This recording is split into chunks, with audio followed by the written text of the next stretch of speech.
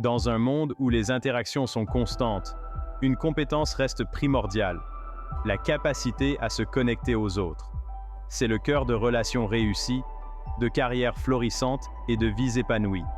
Ce désir inhérent de connexion est ce qui rend la maîtrise des compétences interpersonnelles si cruciale.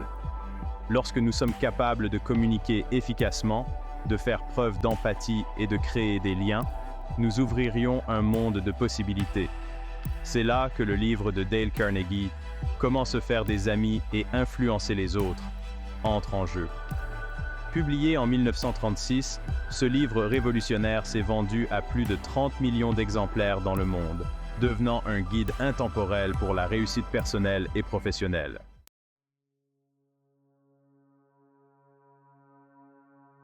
Comment se faire des amis et influencer les autres est bien plus qu'un simple livre de développement personnel. C'est un plan pour construire des relations significatives et naviguer dans les complexités des interactions humaines. Les principes de Carnegie ne sont pas des astuces ou de la manipulation. Il s'agit de puiser dans le désir fondamental de chacun d'entre nous d'être entendu, compris et valorisé. La popularité durable du livre réside dans sa simplicité et son côté pratique. Carnegie fournit des étapes claires et applicables que chacun peut mettre en œuvre, quel que soit son parcours, sa profession ou sa personnalité.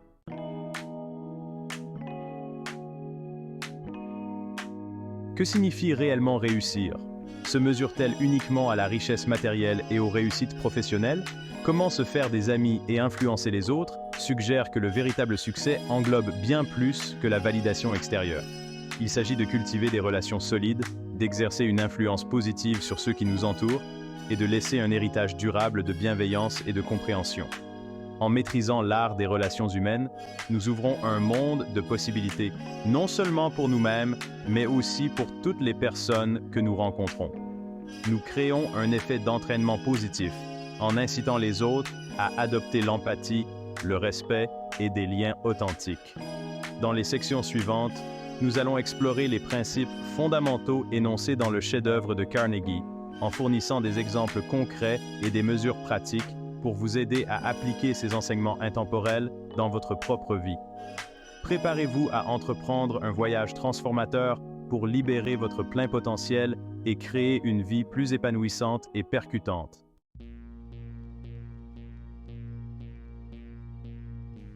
Imaginez-vous entrer dans une pièce où l'atmosphère est lourde de jugement. Chaque pas que vous faites semble scruté. Chaque mot que vous prononcez disséqué à la recherche de failles. C'est l'environnement que nous créons lorsque nous recourons à la critique comme principal mode de communication. Carnegie soutient que la critique est non seulement inefficace, mais carrément destructrice lorsqu'il s'agit de gérer des personnes. Pourquoi la critique est-elle si néfaste? Parce qu'elle déclenche nos mécanismes de défense innés. Lorsque nous nous sentons attaqués, notre instinct est de nous protéger, souvent en rejetant la faute sur les autres, en trouvant des excuses ou en ripostant. Au lieu de favoriser la compréhension et la croissance, la critique crée un mur de ressentiment et de résistance. En remplaçant la critique par l'empathie et l'encouragement, nous créons un environnement plus positif et productif pour toutes les personnes impliquées.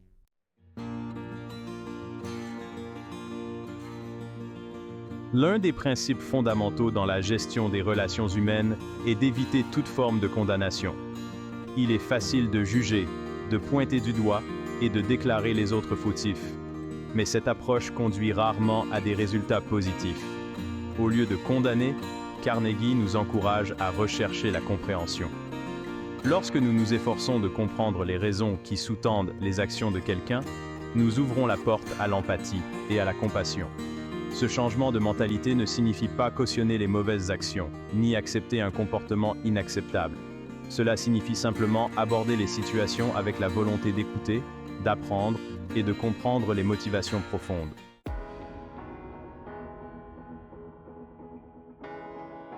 Contrairement à la critique, l'appréciation est un outil puissant pour construire des relations solides et influencer positivement le changement. Lorsque nous exprimons une appréciation sincère envers les autres, nous reconnaissons leurs efforts, leurs valeurs et nous favorisons un sentiment d'appartenance et d'importance. Pensez à la dernière fois où quelqu'un a sincèrement reconnu votre travail acharné ou exprimé sa gratitude pour vos contributions. Quel effet cela vous a-t-il fait? Il y a de fortes chances que cela ait remonté votre morale, stimulé votre motivation et renforcé votre lien avec cette personne. Des gestes simples comme dire merci, reconnaître les forces de quelqu'un ou exprimer sa gratitude pour sa présence dans votre vie peuvent avoir un impact profond. Lorsque les gens se sentent valorisés et appréciés, ils sont plus susceptibles de se surpasser, de relever les défis avec enthousiasme et de donner le meilleur d'eux-mêmes.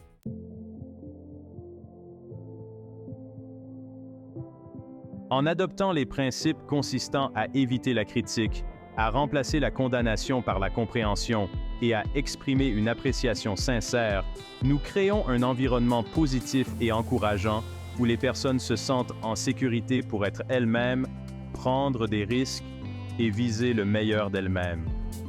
Imaginez cet environnement positif comme un terrain fertile pour la croissance et les connexions. Lorsque l'air est débarrassé du jugement et de la négativité, les graines de la confiance, du respect et de la collaboration peuvent prendre racine et s'épanouir. Les personnes sont plus susceptibles de communiquer ouvertement, de partager des idées librement et de soutenir la croissance de chacun. Cet environnement positif ne consiste pas à créer une utopie où tout le monde est toujours d'accord ou où l'on ne commet jamais d'erreur. Il s'agit de promouvoir une culture d'empathie, de compréhension et d'encouragement où les individus se sentent valorisés, respectés et soutenus dans leurs efforts.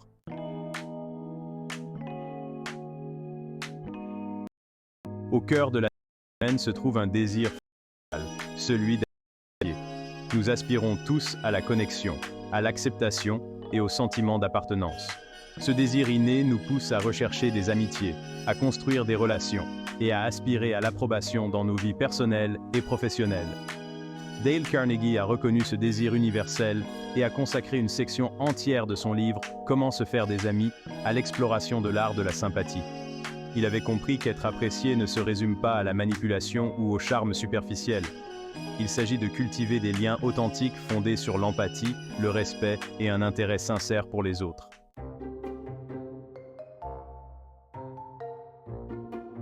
L'un des moyens les plus simples, mais aussi l'un des plus puissants, de plaire aux gens est de s'intéresser sincèrement à eux. Dans un monde souvent dominé par l'autopromotion et les interactions superficielles, s'intéresser réellement aux autres est une bouffée d'air frais. Il s'agit de cesser de parler de soi pour écouter, dialoguer et apprendre à connaître les personnes qui nous entourent. Rappelez-vous ce que vous ressentez lorsque quelqu'un se souvient d'un détail que vous avez partagé avec lui, vous pose des questions sur votre vie, ou exprime de la curiosité pour vos passions. Vous vous sentez vu, entendu et apprécié. Ce sont ces sentiments qui favorisent les liens et construisent des relations durables.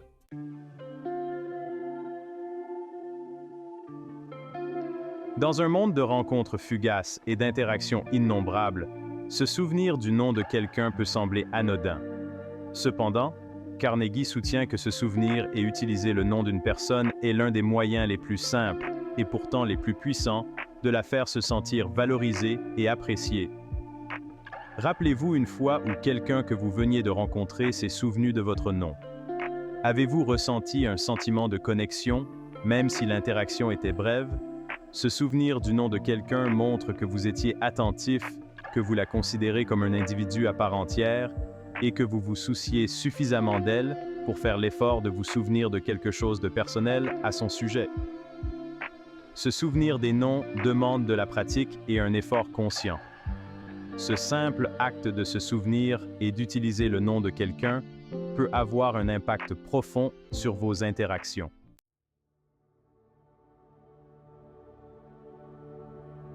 Dans un monde saturé d'informations et de communication constante, l'écoute véritable est devenue une compétence rare et précieuse. Nous sommes souvent tellement occupés à formuler nos réponses, à consulter nos appareils ou simplement à attendre notre tour de parole que nous ne parvenons pas à écouter vraiment ce que les autres ont à dire. Carnegie a reconnu le pouvoir de l'écoute comme pierre angulaire de l'établissement de relations solides et de l'influence sur les autres.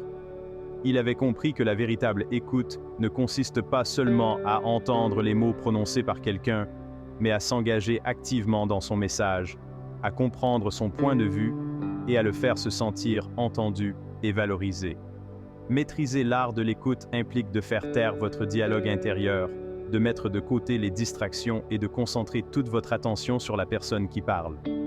Lorsque vous écoutez vraiment quelqu'un, vous créez un espace sûr pour qu'il puisse partager ses pensées, ses sentiments et ses expériences.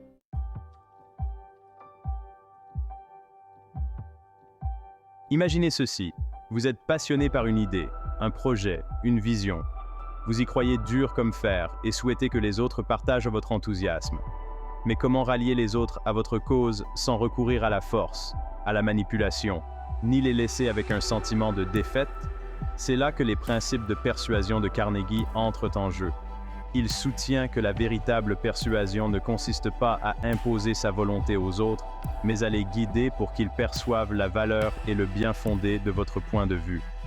La clé d'une persuasion efficace réside dans la compréhension que les gens sont plus susceptibles d'adhérer à des idées qui font écho à leurs propres valeurs, croyances et aspirations. Il s'agit de trouver un terrain d'entente, d'établir une relation de confiance et de présenter vos idées d'une manière qui parle à la fois à leurs émotions et à leur intellect.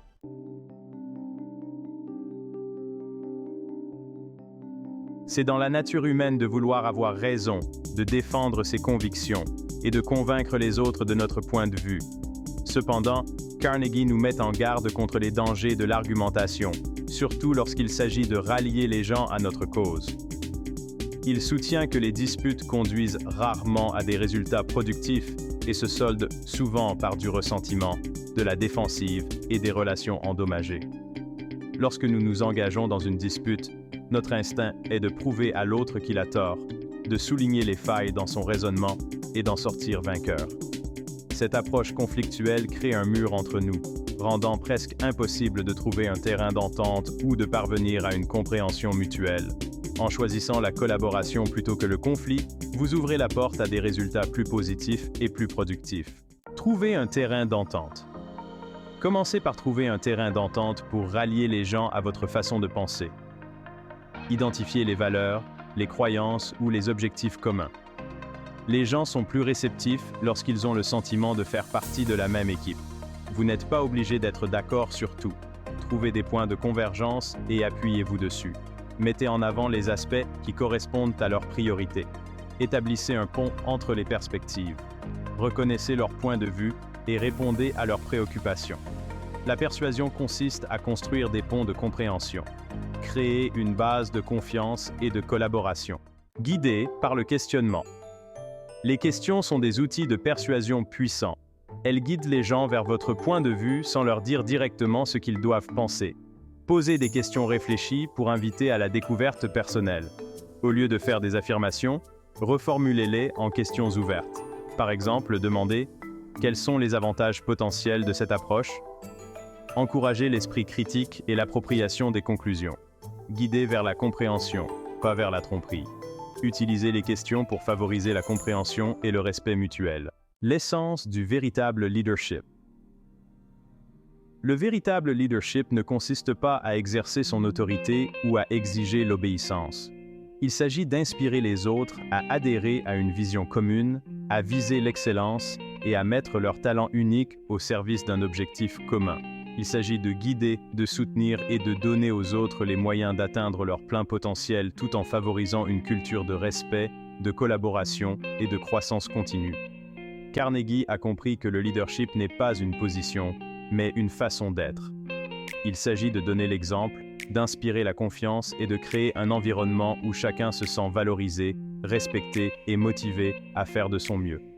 Il s'agit de diriger avec empathie, compréhension et un désir sincère d'aider les autres à réussir.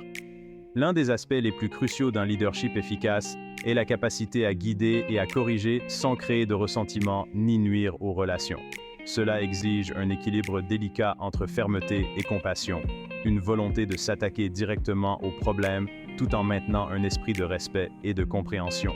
Dans les sections suivantes, nous allons explorer les principes de Carnegie pour diriger sans offenser, en fournissant des stratégies pratiques pour formuler des commentaires constructifs, aborder les problèmes de performance et inspirer un changement positif sans recourir à la critique ou à la condamnation.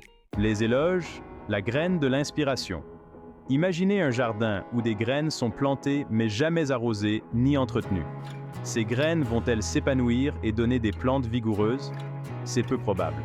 Le même principe s'applique au potentiel humain. Sans encouragement, sans reconnaissance et sans éloge sincère, nos talents et nos capacités peuvent se flétrir et s'estomper. Carnegie était convaincu que les éloges sont la pierre angulaire de la motivation et de l'épanouissement.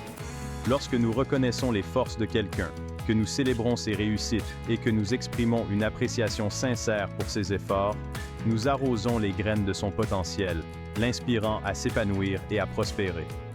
Faire des éloges ne consiste pas à flatter ou à faire des compliments creux. Il s'agit de reconnaître et de saluer les efforts réels, les progrès et les qualités positives. Il s'agit d'être précis, de souligner des exemples concrets de ce que quelqu'un a bien fait et d'exprimer l'impact positif de ses actions. Lorsque nous dirigeons avec des éloges, nous créons un cercle vertueux. Les personnes qui se sentent appréciées et valorisées sont plus susceptibles d'être engagées, motivées et dévouées à leur travail. Elles sont également plus susceptibles de relever des défis, de viser l'excellence et de donner le meilleur d'elles-mêmes à l'équipe ou à l'organisation. La critique, un outil de chirurgien habile. Tout comme un chirurgien habile utilise un scalpel avec précision, les leaders doivent aborder la critique avec sensibilité. Une critique sévère peut blesser profondément et nuire aux relations. La critique constructive, formulée avec empathie, favorise la croissance. Carnegie a insisté sur l'importance d'encadrer la critique entre les éloges et les encouragements. Soulignez les points forts avant de formuler une critique afin de créer un environnement réceptif. Soyez précis, concentrez-vous sur les comportements, pas sur le caractère. Présentez la critique comme une opportunité de croissance et de développement. Abordez la critique avec empathie et respect pour la transformer en une expérience constructive.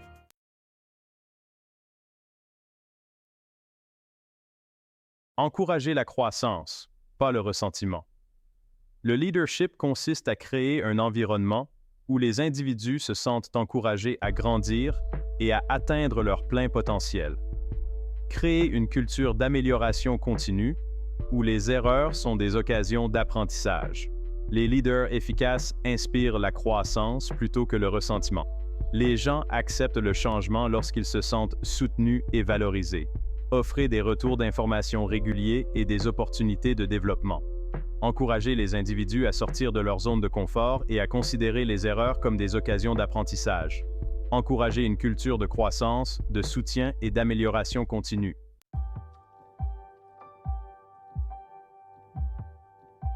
Un héritage de liens.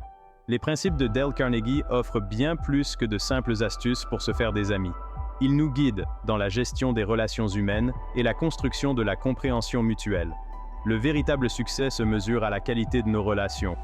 Abordez chaque interaction avec empathie et respect. Adoptez la de Carnegie et vos relations s'épanouir. Alors que nous voyage à travers la scène intemporelle de Dale, n'oubliez pas que la connexion que vous établissez a le potentiel de transformer votre vie et celle Ces ne sont pas simplement des ils constituent un mode de vie qui favorise les relations sincères et la compréhension mutuelle. Adoptez l'empathie, exprimez votre reconnaissance et cultivez un intérêt sincère pour ceux qui vous entourent. En agissant ainsi, vous améliorerez non seulement votre vie personnelle et professionnelle, mais vous contribuerez également à un monde plus compatissant et connecté. Merci de nous avoir rejoints. Si vous avez trouvé cette vidéo utile, n'hésitez pas à l'aimer, à vous abonner et à la partager avec d'autres personnes qui pourraient bénéficier de ces enseignements. Ensemble, nous pouvons continuer à bâtir un héritage de connexion et de compréhension. Aimer, s'abonner, partager.